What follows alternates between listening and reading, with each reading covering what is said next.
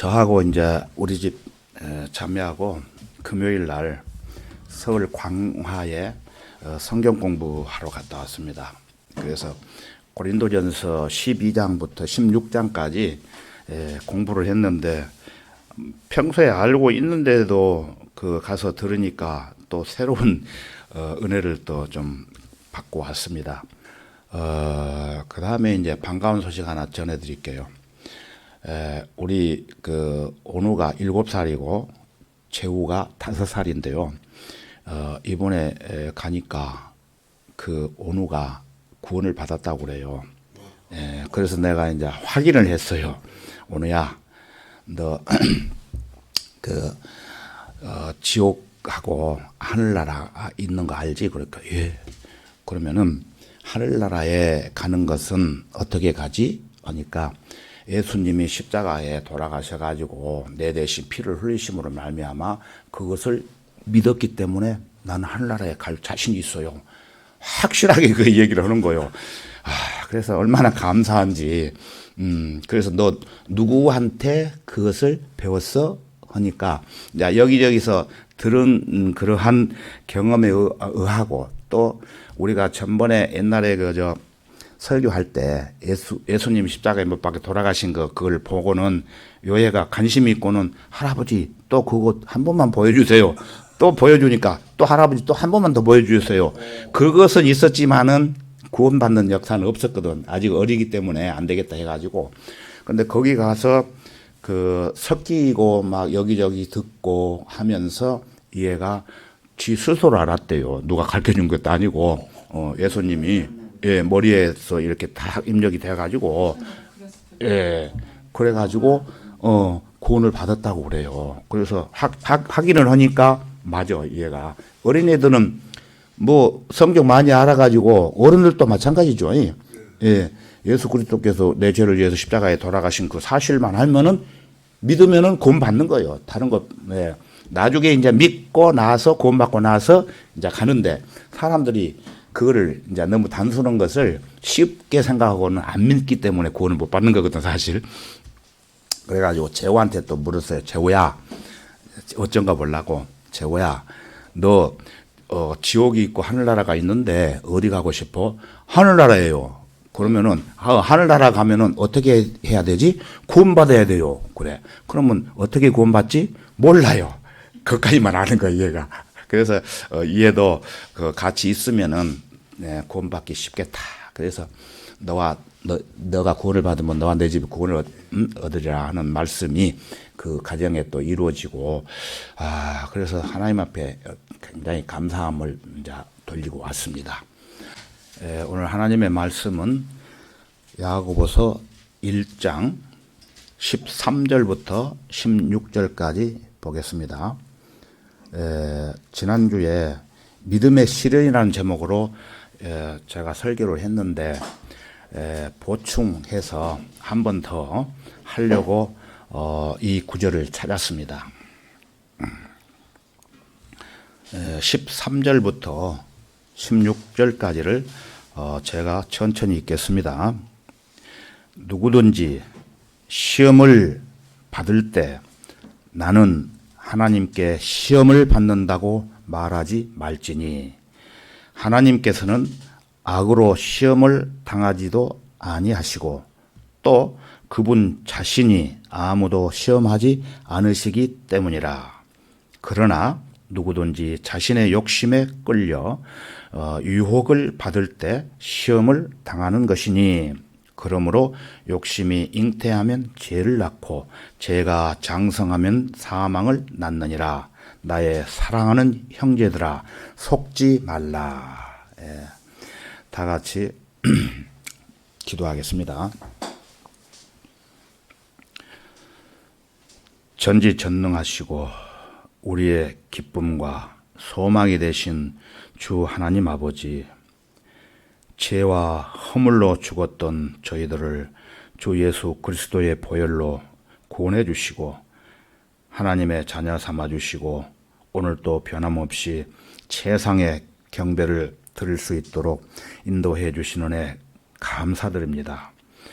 오늘 이 시간의 말씀을 통해 믿음의 생활이 얼마나 복되고 귀한 것인지 가슴으로 깊이 체험하게 하시고 아름다운 열매가 넘칠 수 있도록 주 성령님께서 역사해 주옵소서. 주님, 이 세상 살아가는 동안 저희들에게 성령 충만함을 허락해 주시고 내 중심의 삶에서 주님을 섬기는 중심으로 변화되게 하시고 내 지식과 내 경험을 의지하기보다는 하나님의 말씀을 의지하며 순종하는 삶을 살아가도록 늘 인도해 주옵소서. 이 시간 말씀이 선포될 때 막일절 틈타지 못하도록 우리의 마음과 생각까지도 주님께서 주관해 주시고 오직 주님 홀로 영광 받으시기를 간구드립니다. 모든 것을 감사드리며 주 예수 그리스도의 이름으로 기도드렸습니다. 아멘. 네. 오늘 설교 제목은 누구든지 시험을 받을 때라는 주제로 크게 5가지를 살펴보려고 합니다. 예. 누구든지 시험을 받을 때. 예. 이 시험이란 구원받은 후 하나님의 참된 자녀가 겪게 되는 가장 흔한 체험이라고 말할 수 있습니다. 예. 물론 어떤 사람들은 다른 사람들보다 더 자주 시험에 빠지는 경우가 있지만 이는 그들의 나약함 때문이거나 혹은 마귀가 그들에게 특별한 공격을 가하기 때문에 그럴 수 있습니다. 그 누구도 시험을 완전히 벗어날 수는 없어요. 아담도 시험을 받았고 루시퍼도 시험을 받았고 그리스도께서도 시험을 받으셨습니다. 그러나 마귀는 시험에 져서 타락한 반면 그리스도께서는 시험을 견뎌내고 승리를 하셨습니다. 예. 그래서 히브리서 11장 17절에서는 믿음으로 아브라함은 시험을 받을 때 이삭을 제물로 드렸으니라고 합니다.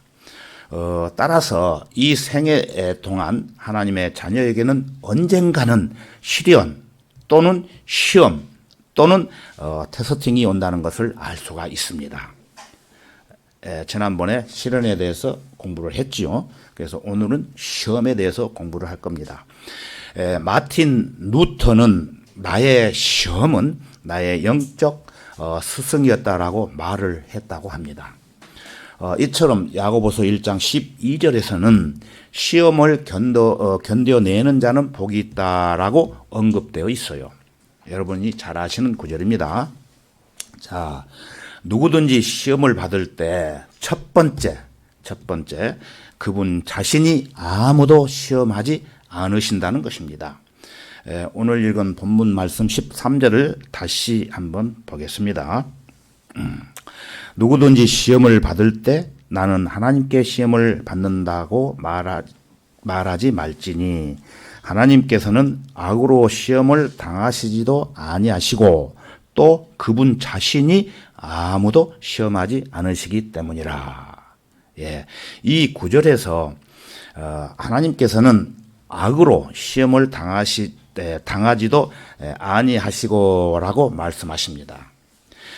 예수 그리스도께서는 누가복음 4장에 보면은 마귀에게 시험을 받으셨지만 하나님으로서가 아니라 인간의 육신을 입고 계신 사람으로서 시험을 받으신 거예요.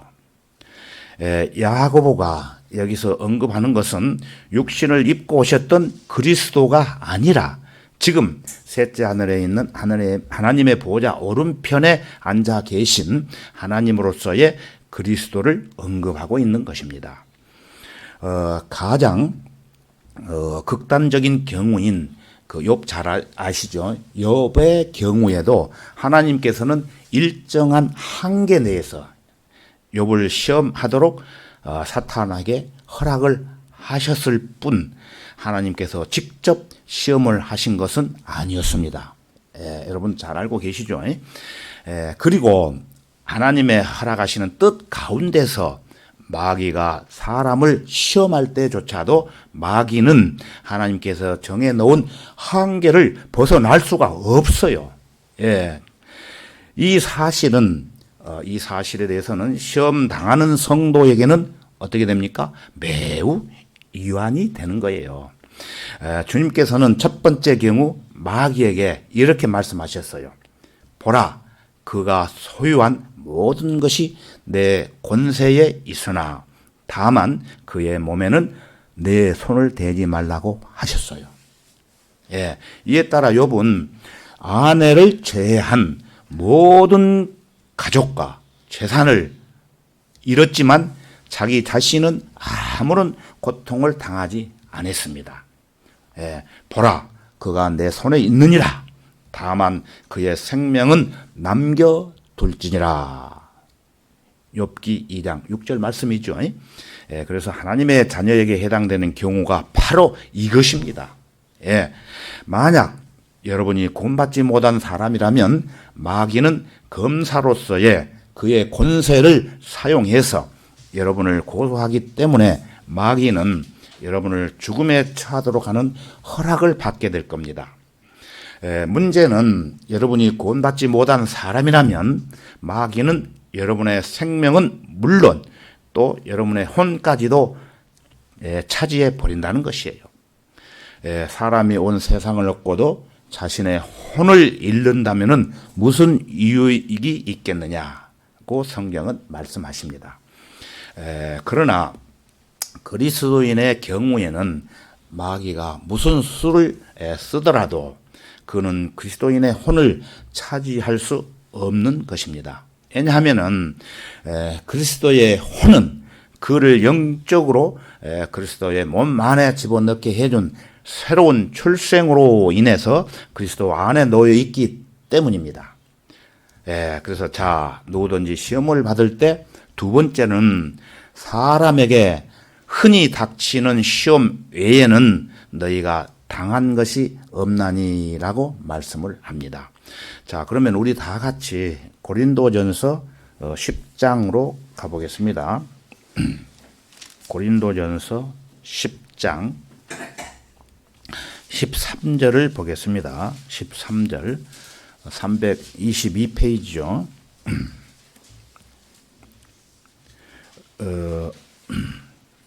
야고보서에서 기록된 말씀이 이 바울 서신에도 이렇게 기록이 되어 있습니다. 그걸 한번 보려고 합니다. 고린도전서 10장 13절입니다. 제가 읽을게요. 사람에게 흔히 닥치는 시험 외에는 너희가 당한 것이 없나니 하나님께서는 신실하셔서 너희가 감당할 수 있는 것 이상으로 시험을 당하지 않게 하시고 시험을 당하면 피할 길도 마련하셔서 너희로 능히 감당케 하시느니라. 여기서도 시험이란 하나님께서 우리의 믿음을 알아보기 위해 주시는 시험을 말하고 있는 것입니다. 그래서 하나님께서는 신실하셔서 너희가 감당할 수 있는 것 이상으로 시험을 당하면 피할 길도 마련하셔서 너희로 능히 감당케 하시느니라고 이렇게 말씀하십니다. 이 말씀은 우리가 꼭 외워두어야 할 성경 구절들 중 가운데 하나입니다. 될 수 있으면 이 구절을 외우시기 바랍니다. 너희가 감당할 수 있는 것 이상으로 시험을 당하면 피할 길도 마련하셔서 너희로 능히 감당케 하시느니라. 그래서 이 구절을 지금까지 소홀히 대해왔다면 지금이라도 마음에 새겨두어야 합니다. 하나님께서는 우리에게 크고 작은 시험을 당하게 하십니다. 실제로. 그렇지만 그 어떤 크고 작은 시험이라도 능히 빠져나갈 수 있는 길을 반드시 열어놓으십니다. 너희가 감당할 수 있는 것 이상으로 시험을 당하면 피할 길도 마련하셔서 너희로 능히 감당케 하시느니라. 저는 이 말씀에 대한 것을 구원받은 후 지금으로부터 약 30여 년 동안 살아오면서 실제로 실감을 했던 그 일들이 여러 번 있었습니다. 시간 관계상 다 말씀드리기는 힘들고 그 중에 하나만 이제 제가 말씀드리면은 어떤 일로 제 사무실에 경찰관들이 압수수색 영장을 제시하면서 협조해달라고 어느 날 갑자기 사무실에 경찰관 2명이 쳐들어왔어요. 그래서 꼼짝 못하고 응했던 적이 있습니다. 그런데 책상 위에 내가 놓아놓은 서류는 가져가지 않고 다른 것은 뭐 몽땅 다 가져가더라고요. 참 기가 막히더라고 그때. 만약에 그 서류를 그때 가져갔더라면은 아마 저는 그때 구속이 돼가지고 고생 많이 했을 겁니다. 그 길을 피하게 해 주시더라고요. 그게 전에 다녔던 교회에서 일어난 사건인데 여름에 그 수련을 했어요. 근데 이상하게 수양에 이상하게 사무실에 오고 싶어요. 그래서 그 비행기 표를 끊어가지고 사무실에 왔던 적이 있어요. 그랬는데 사무실에 와서 이렇게 급한 것이 있어가지고 정리하려고 왔는데 경찰관이 들어닥쳐가지고 딱 와가지고 그렇게 행동했을 때 아이고 이거 큰일 났구나. 서류도 감춰놓진 않았는데 그래서 이제 공소시효가 지났기 때문에 제가 말씀을 드리는 건데 신앙 간증이기 때문에 그래서 그때 그러한 경험을 했습니다. 그런데 저는 이러한 경험뿐만 아니라 경험을 이제 말씀을 드리면은 굉장히 많아요. 법정에서 검사 앞에서 조사 받을 때라든지 그래서 그 하나님께서 그 묘한 것이 아니고 오늘날 이렇게 여러분 앞에 서기 위해서 그렇게 이제 보호해 주시고 인도해 주셨다는 것을 압니다. 그때도 알았지만은 더 그래서 그때 저 개인적인 어떤 비리로 인해 일어난 사건이 아니었어요. 개인적인 비리로 인해 일어난 사건이라면은 하나님이 저한테 벌 주기 위해서 또 고통당하게 해 주실 수도 있었겠지만은 그때 하나님이 일을 열심히 한다고 하는 가운데에서 그게 그 사건이 있었던 거예요. 모임을 위해서. 그래서 성도들 간에도 마찬가지예요. 어떠한 오해로 인한 시험이 있을 수가 있습니다. 그거 말고도 그때마다 참고 견디고 기도하면은 하나님께서 해결해 주시는 것입니다. 그래서 흔히 닥치는 시험이란 누구에게나 닥쳐올 수 있는 시험을 말하는 것입니다. 여러분이 당하는 시험을 나도 당하고 내가 당하는 시험을 여러분도 당할 수 있다는 거예요. 흔한 시험이에요. 그러나 하나님께서는 신실하시기 때문에 우리의 능력으로 도저히 감당해낼 수 없을 만큼 힘든 고난으로 우리를 시험하지는 않으신다는 것입니다. 그리고 어떤 시험을 당하더라도 빠져나갈 수 있는 길을 반드시 마련해 놓으시든가 아니면 우리 힘으로 능히 감당해 나갈 수 있는 정도의 시험 밖에는 주지 않으신다는 말씀입니다. 여러분 이 말씀을 확실히 내 마음에 닿고 믿어야 되는 것입니다. 자, 누구든지 시험을 받을 때 세 번째는 시험의 출처는 세상과 육신과 마귀라는 겁니다. 본문 말씀 다시 한번 보겠습니다. 14절 본문 말씀 다시 야고보서 1장 14절로 가겠습니다.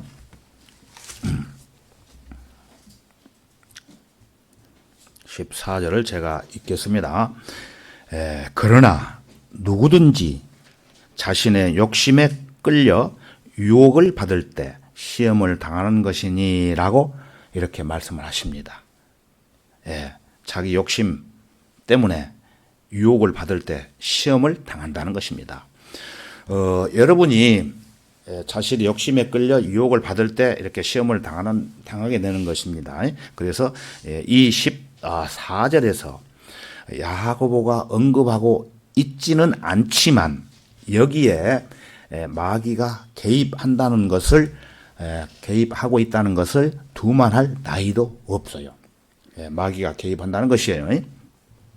그러나 욕심에 끌려 유혹을 받을 때 그 유혹은 다름 아닌 마귀가 여러분들에게 유도를 하지만 이때 여러분 자신의 욕심에 끌려 들어가게 되는 것은 여러분의 잘못이고 따라서 그 책임은 여러분에게 있는 것입니다.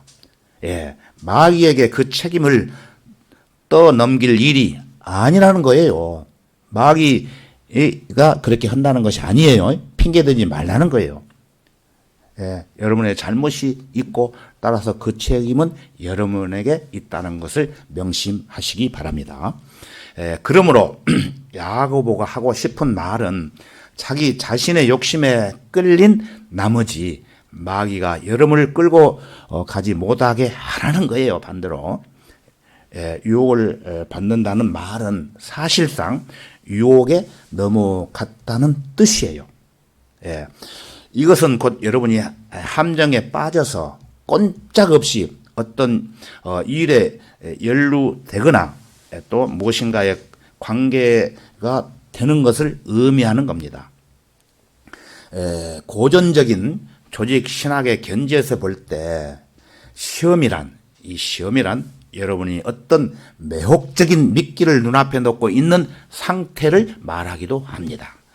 마음을 홀리는 그 매혹적인 미끼가 여러분의 눈앞에서 어른거릴 때 여러분은 그것을 분명히 눈으로 보고 덥석 물어버리는 어리석음을 범하지 않으려고 무진 애를 쓰며 갈등하는 가운데 여러분 자신의 욕심으로 인해 투쟁을 계속할 수가 있지만 이때 여러분이 끝까지 그 미끼를 물지 않으면 여러분은 그 시험을 이겨내는 것이고 그러나 여러분이 마침내 굴복해 버리고 그 미끼를 덥석 물기 위하여 넘지 말아야 할 선을 넘어섰을 때 바로 여러분은 그 유혹에 넘어가게 되는 것입니다.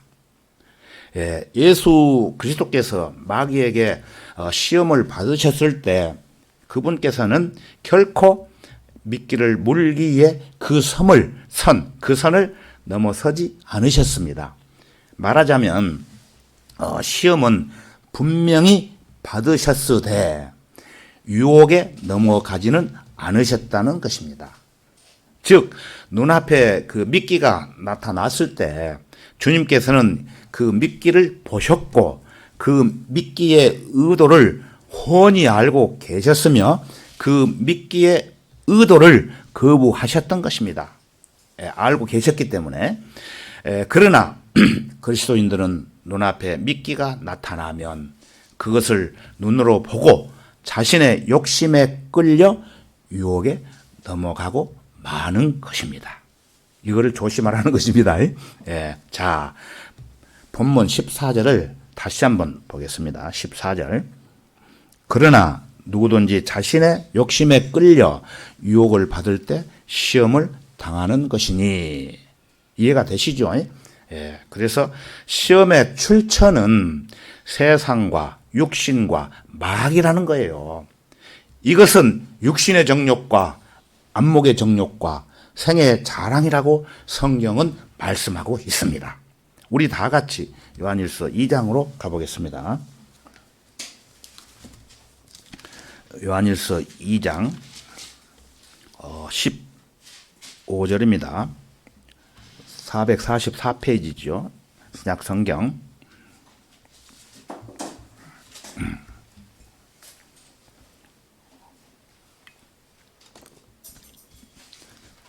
요한일서 2장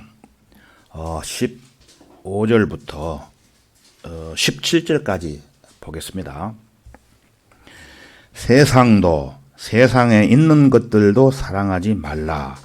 누구든지 세상을 사랑하면 아버지를 사랑함이 그 안에 있지 아니하니. 이는 세상에 있는 모든 것이 육신의 정욕과 안목의 정욕과 생의 자랑이요 아버지께 속한 것이 아니라 세상에 속한 것이기 때문이라. 세상도 세상의 정욕도 사라지지만 하나님의 뜻을 행하는 자는 영원히 거하느니라. 예. 이 세상은 육신의 정욕과 안목의 정욕과 생의 자랑, 이 세 가지로 구성되어 있습니다. 예. 육신은 겉으로 나타나 있는 것이고, 안목의 정욕은 우리가 바라보는 세상을 향한 것이며, 또 생의 자랑은 사탄적인 것이라는 겁니다. 예. 우리는 생의 자랑, 즉 교만의 창시자가 마귀임을 이사야 14장과 에스겔서 28장에서 알 수가 있습니다. 이 세상은 그리스도인들을 무너뜨리려고 해요. 이것은 두 가지로 생각할 수가 있는데, 그 첫 번째는 15절을 다시 보시면 알 수가 있죠. 15절, 방금 읽었던 15절. 세상도 세상에 있는 것들도 사랑하지 말라. 누구든지 세상을 사랑하면은 아버지를 사랑함이 그 안에 있지 아니하니. 예. 오늘날 그리스도인들의 가장 커다란 대적은 뭡니까? 여기서 보신 바와 같이 세상이에요, 세상. 그리스도인이라고 하는 사람들이 성경을 너무 모르고 또 교리적으로도 너무 혼란스러워서 분별을 하지 못하기 때문에 마귀가 역사할 필요가 없어요. 그런 사람들한테는. 그냥 내버려 두어도 이 세상의 풍조에 그대로 떠밀려 가버리기 때문이라는 것입니다. 잘못된 교리들로 세뇌되어 있는 그리스도인들은 이 세상에 푹 빠져버립니다. 잘 모르기 때문에. 따라서 이들은 진리를 전파하는 대신 자신들의 기독교를 나누고 있어요. 경험을 나누고 은혜를 나누고라는 표현은 사실상 소련 공산당이 사용하는 사상입니다. 그들은 부자의 수입을 나누어야 하고, 궁극적으로는 재산도 함께 나누어야 한다고 사람들 설득을 해요. 따라서 그리스도인들이 세상적인 방식을 붙들고 있는 한 마귀가 역사해야 할 이유가 없다는 것입니다. 이미 마귀 편이 있기 때문에 그렇죠. 평범한 그리스도인들은 이 세상에 푹 빠져서 이 세상 사람들의 용어를 그대로 사용하고 있는 실정입니다. 그리고 악한 세상 친구들은 그리스도인들을 시험하기도 합니다. 잠언 1장 10절에 가서 보면은 내 아들아, 죄인들이 너를 유혹할지라도 동조하지 말라고 언급을 하고 있습니다. 내 아들이 누굽니까? 내 아들아, 죄인들이 너를 유혹할지라도 동조하지 말라고 말씀을 합니다. 때로는 그리스도인이라고 자처하는 친구들 있죠. 전에 다녔던 교회 친구들 있지 않습니까? 여러분이 길을 잘못 가도록 하는 데 있어서 마귀에게 쓰임 받을 수 있다는 것이에요. 다시 말씀을 드리면은, 그러니까 그런 친구들하고 교제하고 사귀지 말라는 거예요. 예수 그리스도의 가장 좋은 친구였던, 주님을 가장 사랑했던 제자 누가 있었습니까? 시몬 베드로가 있었죠. 제자들 중 예수님께서 가장 사랑하시던 제자는 요한이었을지 모르지만 예수님을 가장 가까이 열렬하게 사랑했던 제자는 바로 시몬 베드로였습니다. 그런데 이런 제자에게 예수님은 한 번은 이렇게 말씀을 하실 수밖에 없었습니다. 제가 한번 읽어볼게요. 사탄아, 내 뒤로 물러가라. 너는 나에게 걸림이 되는도다. 이 말씀은 마태복음 16장 23절에 있어요. 이처럼 마귀는 베드로를 사용했던 것입니다. 그래서 허드슨 테일러가 복음을 전하기 위해 회로 가려고 결심할 때 많은 친구들이 그에게 선교사가 되지 못하도록 방해를 했던 적이 있었습니다. 또 존 패튼이 남태평양의 선교사로 가서 식인종들 가운데서 위대한 일을 하려고 했을 때, 복음을 전하고 했을 때 많은 구원받은 식구들과 친척들이 그를 적극적으로 가지 못하도록 막았어요. 예, 그 친구들 중 하나는 존 패튼에게 말하기를, 이봐, 자네는 어쩌면 거기 가면은 식인종들에게 잡혀 먹일지도 몰라, 가지 마, 이렇게 말을 했어요. 이에 대해서 존 패튼이 말하기를, 좋아, 그렇지만 식인종에게 잡혀 먹는 것과 벌레에게 먹히는 것과 무슨 차이가 있는가? 대답을 한번 해봐라. 그렇게 얘기했던 적이 있습니다. 예. 즉, 구원을 받지 못한 사람은 죽은 후에 어디로 가게 됩니까? 지옥으로 가게 되는데, 그곳에는 뭐가 있다고 그랬어요? 그들의 벌레도 죽지 않고 벌레가 시체를 먹을 텐데 무슨 차이가 있겠느냐라고 설명을 해 주었던 것입니다. 이런 용감한 믿음이 어디 있습니까? 자, 두 번째는 여러분 성경에 나오는 셈, 야펫, 함 잘 아시죠? 셈은 생의 자랑에 해당되는 것이고, 야펫은 안목의 정욕에 해당되는 것이며, 함은 육신의 정욕에 해당된다고 설명을 드리고 있습니다. 또한 온 세상 인류의 어머니인 누구가 있죠? 최초의 이브가 있지 않습니까? 창세기에 아담과 이브, 온 세상의 어머니, 이브가 받은 시험이 있죠. 아시잖아요. 뱀한테 시험 받은 거. 그 시험도 함께 비교할 필요가 있어요. 육신의 정욕은 먹음직하다는 말에 연결이 되고, 안목의 정욕은 보기에도 즐겁다는 말과 일치를 하게 되는 것이며, 생의 자랑은 현명하게 할 만큼 탐스러운 것과 관련이 있다는 것이에요. 가만히 생각해 보세요. 여러분이 창세기 3장 6절에 가서 보시면은 알 수가 있어요. 이런 사실을. 이것은 놀라운 우연의 일치인 것입니다. 우연이 아니에요. 일치. 이 세 가지 근본적인 죄들은 알고 보면은 동양인과 또 백인과 흑인을 규정하는 거예요. 그래서 현대 그리스도인들은 세상에 속하여 세상에 의해서 세상을 위해서 사는 사람들이라고 본문은 말씀을 하십니다. 여기서 좀 더 구체적으로 한번 나누어 보면은, 자, 유대인은 동양인이에요. 아랍인들 중에서 반은 동양인이고 반은 흑인이에요. 즉 이스마엘과 하갈이라는 겁니다. 인간은 그 인종을 막론하고 세속적이라는 것입니다. 또한 이 말씀은 예수님께서 받으신 시험과도 일치합니다. 육신의 정욕이라는 것은 이 돌들에게 명하여 빵이 되게 하라는 것이고, 아시잖아요, 빵.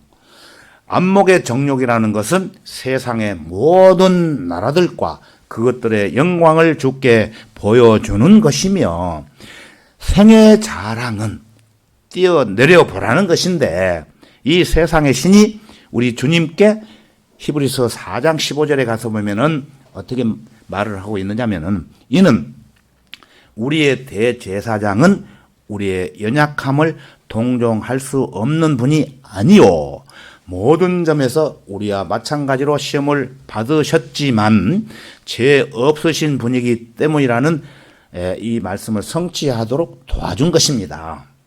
현대 그리스도인들은 세상에 속하여 세상에 의해서 세상을 위해서 사는 사람들이에요. 오늘날 교회도 마찬가지로 이렇게 세속화되어 버렸어요. 그리스도인이라고 하는 사람들이 복음은 전하지 않고 핑계를 대고 어떤 물건이나 팔아서 만들어서 파는가 하면은 그것을 사게 만들고 광고까지 하고 그렇지 않습니까? 여러분 보셨지 않습니까? 전에. 또는 친구를 사귀고 그 관계를 형성하고 유지하며 어떤 권위를 행사하기까지도 합니다.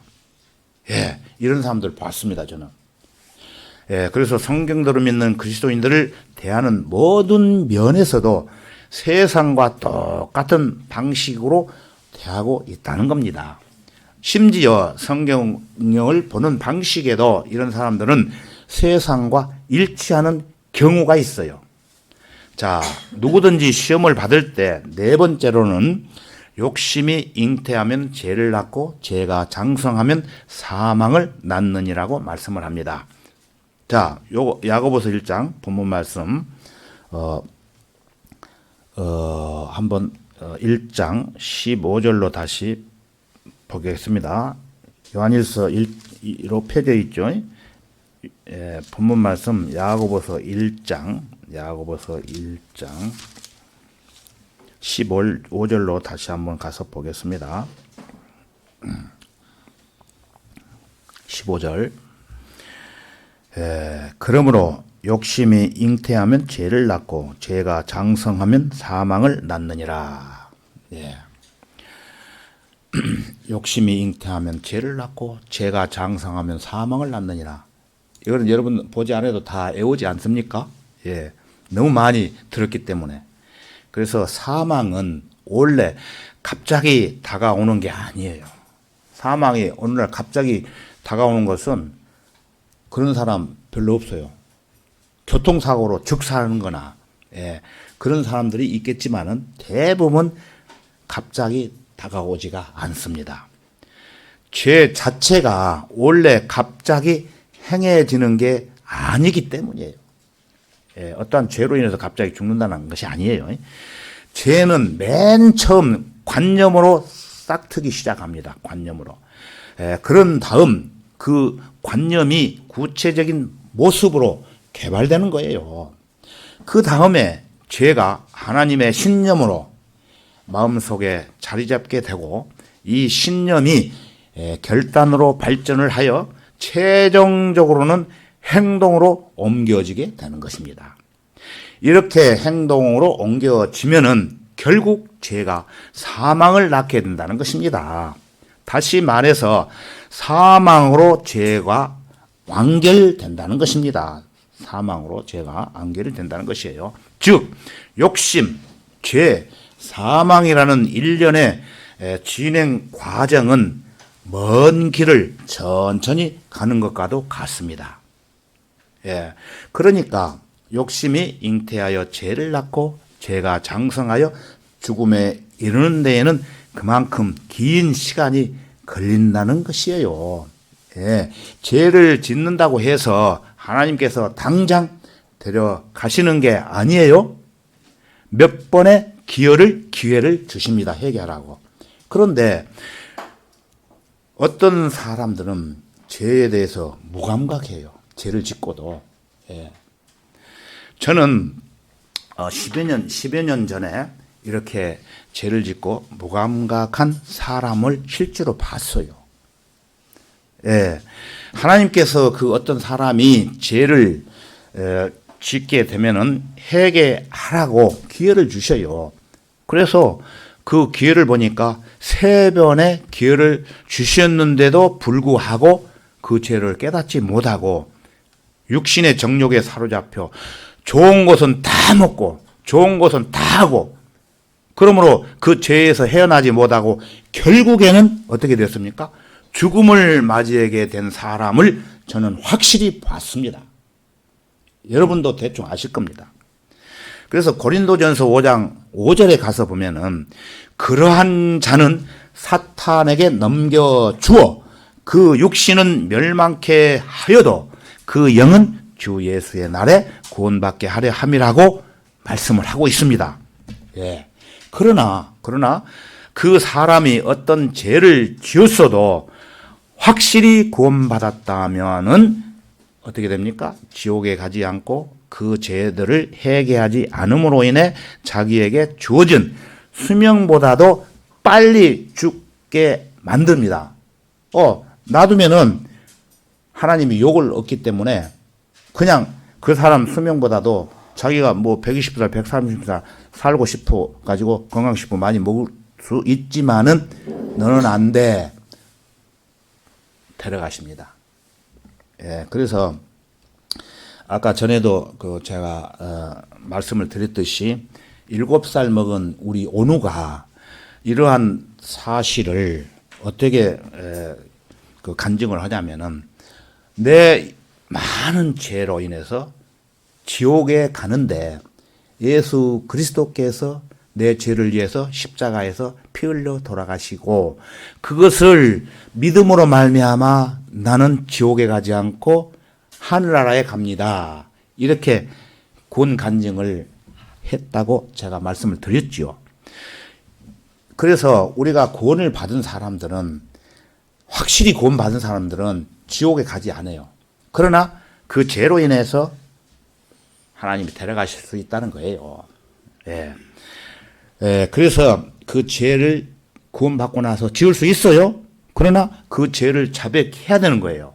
그래서 그 답이 또 요한일서 1장 9절에 가서 보면은 우리가 우리의 죄들을 자백을 하면, 예, 이거는 구원 안 받은 사람들의 자백이 아니고 구원 받은 사람들이 일상생활에서 묻어오는 죄들을 자백을 하면은 그는 신실하시고 의로우셔서 우리의 죄들을 용서하시며 모든 불의에서 우리를 깨끗게 하시니라고 하십니다. 예, 우리가 죄인이 한번 회개하는 것은 평생 한 번만 하면 된다는 거예요. 그러나 구원받은 후 우리가 죄를 짓고 일상생활에서 묻어온 죄는 그때그때 하나님 앞에 자백을 해야만이 하나님과 교제를 할 수가 있고 하나님께서로부터 주신 영육 간의 축복을 받을 수 있다는 말씀이기도 하는 거예요. 그런데 이 말씀을 가지고 어떤 사람은 구원파라고 이렇게 얘기하는 사람 있죠. 그 구원파도 아닌데 누굽니까? 구원파라고 그 전 세계 다니면서 외치는 사람. 예?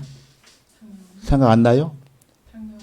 탕명아니 말고 구원파라고 박옥수.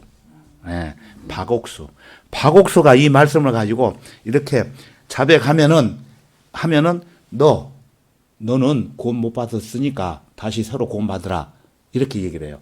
그래서 거기에서 목사로 근무하는 10년, 20년 된 사람들이 박옥수 목사의 이러한 잘못된 말을 듣고 이건 틀리다 하고 빠져나온 사람들을 입을 통해서 제가 들었어요. 그래서 이 사람들이 성경도를 믿는 그 신학교에 와가지고 공부를 하면서 털어놓더라고요. 그래서 알게 된 겁니다.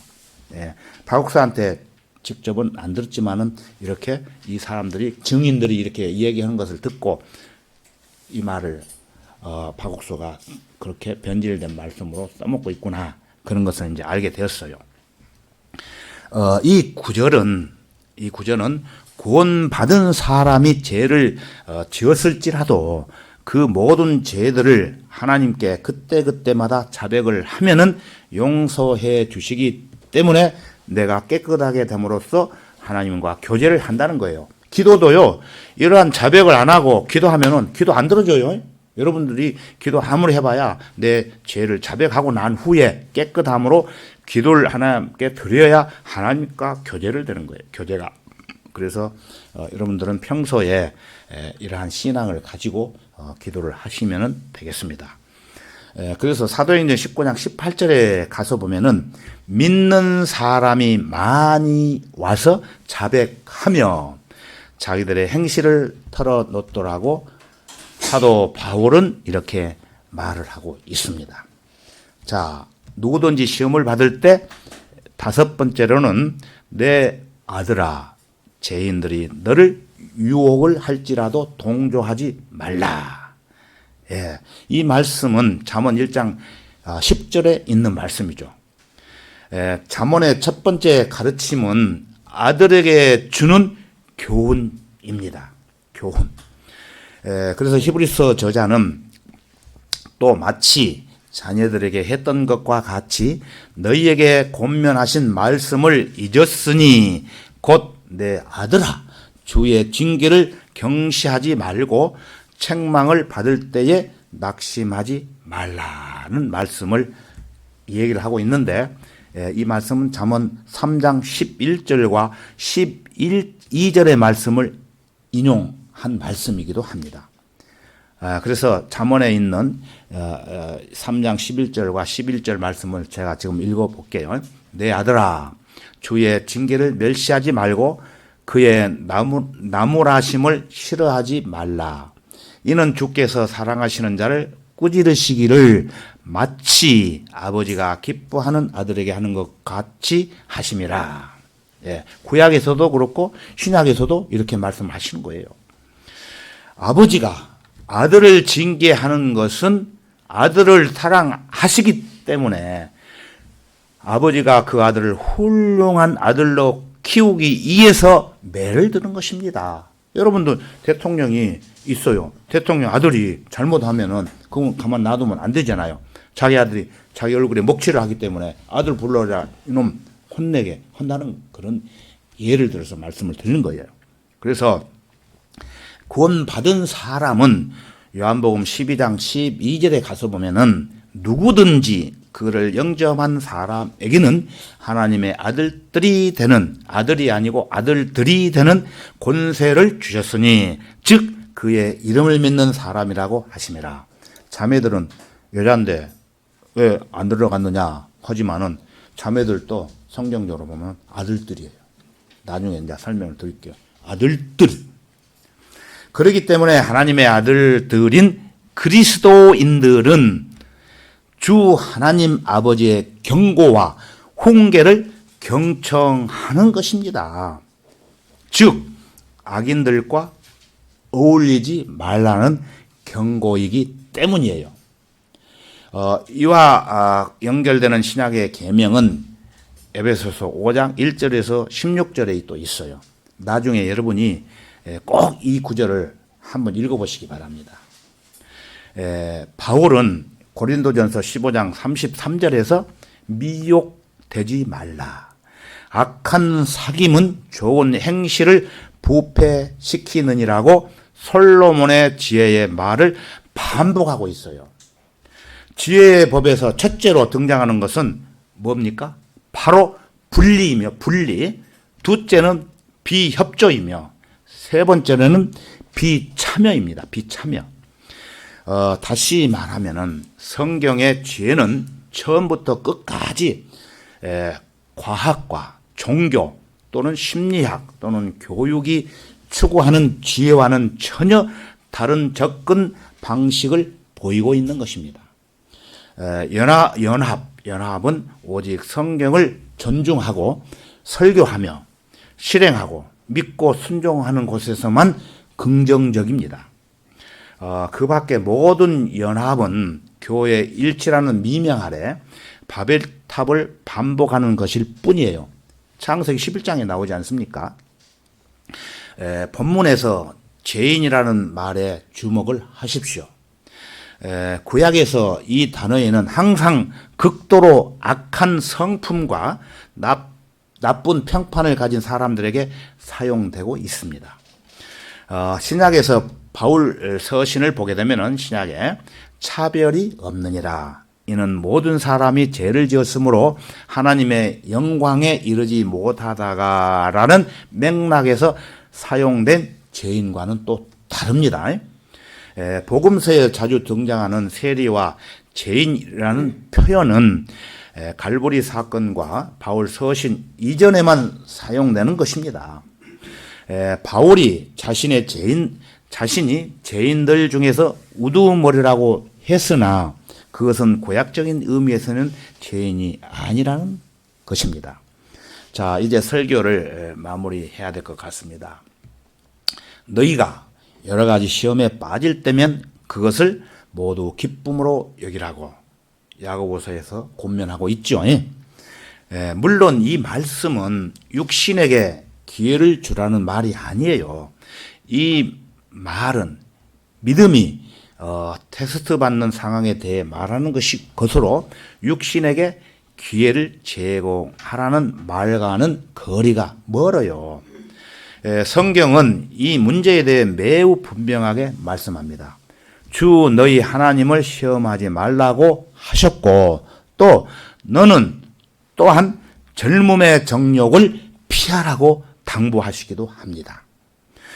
여러분이 육신을 드러내고 육신에게 기회를 주면서 그것을 기쁨으로 여긴다는 것은 참으로 어리석은 일이라는 거예요. 성경에는 세 가지 종류의 기본적인 시험의 예가 또 나옵니다. 그 첫 번째는 이 세상의 모든 것에 마음을 빼앗기게 되는 육신의 정욕과 안목의 정욕과 생의 자랑이 되는 시험이 있다는 것이고, 두 번째는 예수님께서 마귀에게 받으셨던 종류의 시험이 있는 것입니다. 마태복음 4장 1절에서 11절에 있죠. 그 다음에 세 번째는 먹음직하고 보기에도 즐겁고 현명하게 할 만큼 탐스러운 나무와 관련되는 종류의 시험이 있다는 것입니다. 이 내용들을 앞에서 여러분들이 말씀을 살펴봤습니다.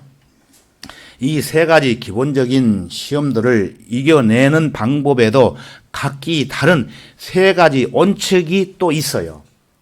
참고로 제가 말씀을 드리면은 첫 번째 시험은 하나님께 도움을 요청하더라도 주님께서는 너 스스로 해결하라 응답하시기 때문에 나 스스로가 해결하지 않으면 안 되는 것입니다.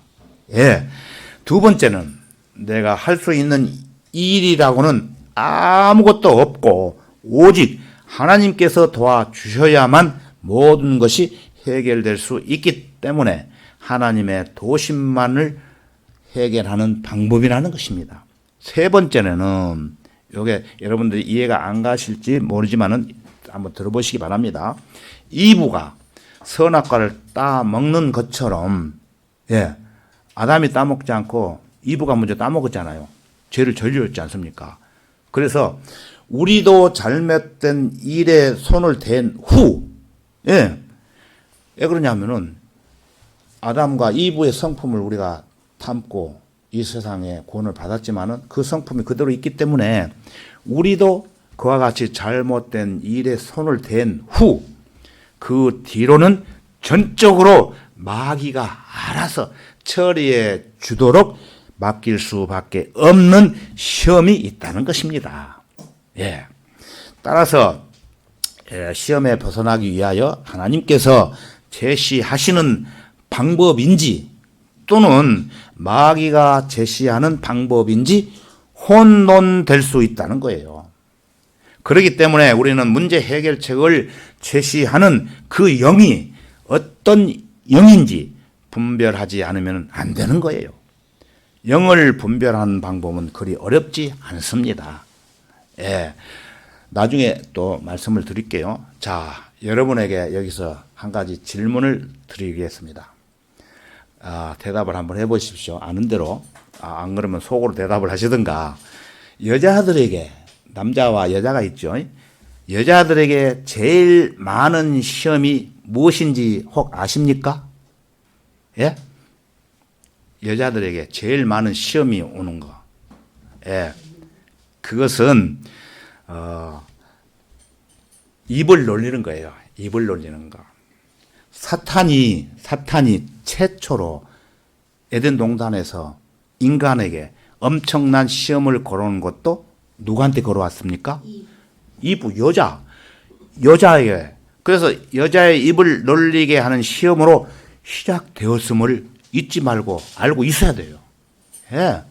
사탄은 여자를 시험하여 불필요한 말이라도 입을 놀리지 않고는 못 베기도록 만들었을 뿐만 아니라 논리는 입을 시험하여 무엇인가 덧붙여 말하게 만들었고 잘못 인용하게 하였으며 또 부정직한 말을 하게 만들었어요. 그리고 들은 말을 다른 사람한테 속닥거리지 않고는 못 베끼도록 시험했던 겁니다. 이브가 그렇지 않아요. 이것이 마귀가 이브로 하여금 최초로 범죄하게 만든 시험이었습니다. 자, 그렇다면 남자들 웃고 계시는데 남자들은 어떻습니까? 남자들이 가장 흔히 당하는 시험은 무엇인지 아십니까? 아시면 대답해 보십시오. 예, 그것은 끄떡하면은 누군가 다른 사람에게 책임을 전가하고 그 사람을 향하여 비난을 쏘는 시험입니다. 남자가 최초로 한 짓이 바로 이것이에요. 예? 아담, 생각해 보세요. 하나님이 아담을 찾았을 때에 이 사건이 터졌지 않습니까? 그 다음 남자들이 흔히 당하게 되는 시험은 순간적인 화를 못 참고 다른 사람에게 주먹을 휘두르고 살해까지 만드는 시험이 있어요. 저는 화는 내봤지만은 주먹을 휘둘려 가지고 죽게 그렇게 만든 시험은 받아보지 못했어요. 지구상에 출생한 최초의 남자 가인은 어땠습니까? 예? 살인자였지 않습니까? 살인자. 최초의 살인자가 가인. 아담이 낳은 가인. 남자들이 흔하게 당하는 가장 큰 시험이 또 뭐 있습니까? 펄컥 화를 내고 홧김에 무슨 짓이라도 해치우게 하는 시험이 또 있어요. 예. 여러분 솔직히 속으로 대답해 보세요. 화나가지고 그냥 던져본 일이 있죠? 예. 경험이 있을 겁니다. 순간적으로 침으로 오르는 화를 참지 못해서 총을 난사하기까지 하지 않습니까, 여러분? 얼마 전에 미국에서 이런 살인 사건이 있었죠. 예, 한 번만 아니고 이런 사건이 빈번하게 발생하지 않습니까? 예, 이러한 시험은 모든 남자들이 공통적으로 흔히 겪는 시험으로 전혀 새삼스러울 것이 없는 시험인 거예요. 자, 여자들이 총기를 휘둘러 본 적이 있습니까? 저는 못 들어봤어요. 남자들이 총기 발사에 많은 사람들 죽이는 그런 사건은 매스컴을 통해서 알고 있습니다. 여자들은 총기를 휘두르는 사건은 없지 않습니까? 그러나 입으로 이렇게 아까 말씀드린 것 같이 그래서 남자와 여자의 차이가 그렇게 있다는 것을 여러분들한테 말씀을 드려봤던 것입니다. 그러니 남자들이 화를 낼 때는 여자들이 그때 같이 화내면 안 돼요. 잠깐 참으면은 그 사건이 어떤 큰 사건이 일어나지 않을 수 있다는 거예요. 참아야 돼요. 그렇다고 해서 남자들이 자주 또 화를 내면 안 되겠죠? 여자가 참는다고 해서. 예.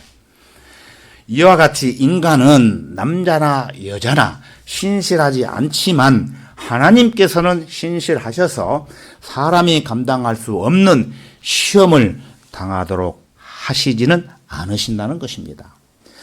시험을 당하더라도 거기에 빠져 나갈 수 있는 비상구도 마련해 놓으셨다는 것을 여러분이 오늘 말씀을 통해서 배우셨죠? 예. 본문 13절은 바로 이런 점을 가르치고 있습니다. 지금까지 이 진리를 관과해 왔다면 우리는 이것을 지금이라도 배웠기 때문에 터득했기 때문에 이것을 실행에 옮겨야 됩니다. 이것을 모르면 결코 그리스도인으로서 승리하는 삶을 살 수가 없는 것입니다. 자, 오늘 본문 말씀 13절을 여러분 마지막으로 다시 한번 읽어보고 설교를 마치겠습니다. 13절을 우리 어떻게 다 같이 한번 읽어볼까요? 13절 시작. 누구든지 시험을 받을 때 나는 하나님께 시험을 받는다고 말하지 말지니 하나님께서는 악으로 시험을 당하지도 아니하시고 또 그분 자신이 아무도 시험하지 않으시기 때문이라. 이 말씀 확실히 외우시기 바랍니다. 예, 다 같이 기도드리겠습니다.